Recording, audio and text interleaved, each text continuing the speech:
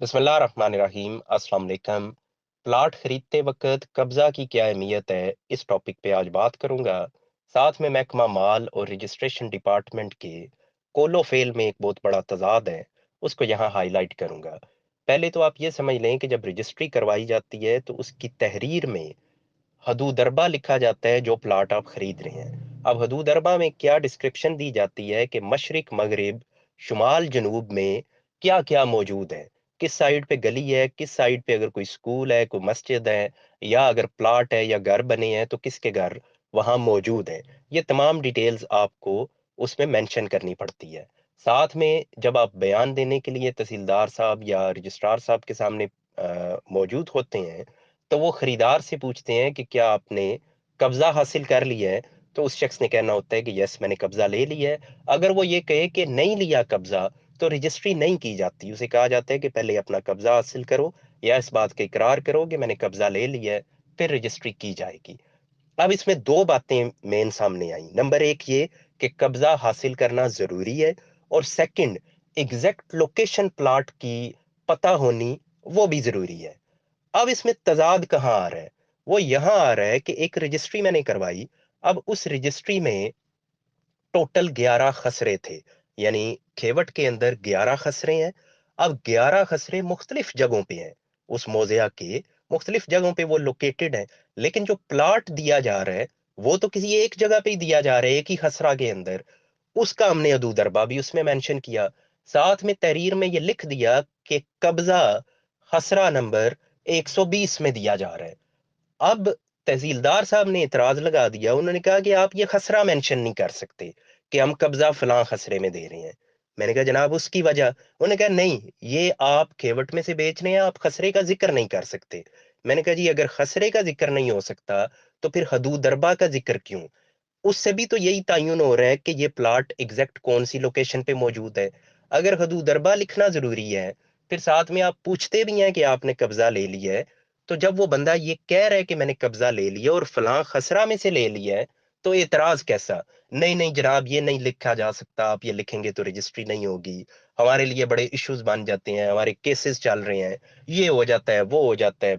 मतलब उन्होंने बहुत कुछ उस पे बयान करने की कोशिश की, जो एटलीस्ट मेरी समझ में तो खैर बिल्कुल ना आया। मैंने भी जाहिर है अपने आर्गुमेंट्स उनके सामने रखे। मैंने कहा जनाब जो कानून में पाबंदी है वो ये पाबंदी नहीं है जिस पाबंदी की आप बात कर रहे हैं कि खसरा नहीं लिख सकते। कानून ये कहता है कि आप किसी स्पेसिफिक यानी मखसूस खसरा में से अपना हिस्सा नहीं बेच सकते। यानी एक बंदा अगर 120 नंबर खसरा में 10 मरले का मालिक है, तो वो सिर्फ उस खसरा को मेंशन करके उस खसरा का फर्द लेके वो अपना रकबा सेल नहीं कर सकता।